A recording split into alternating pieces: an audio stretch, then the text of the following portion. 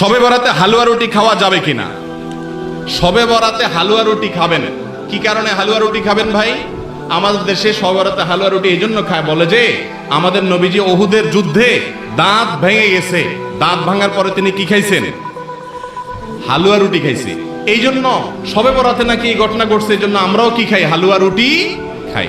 এখন আমার প্রশ্ন হলো, নবীজির দাঁত ভাঙছে ওহুদের ময়দানে, যদিও সেটা শাবান মাসে ভাঙে না, এটা ভুয়া কথা, তারপরও ধরলাম এই মাসে ভাঙছে, তো ওনার দাঁত ভাঙার পর উনি হালুয়া রুটি খেয়েছে। আপনি আস্তে আস্তে এরকম তাগড়া তাগড়া ভালো দাঁতে আপনি হালুয়া রুটি চাবাইতেছেন, এটা তো নবীজির সাথে তামাশা হলো।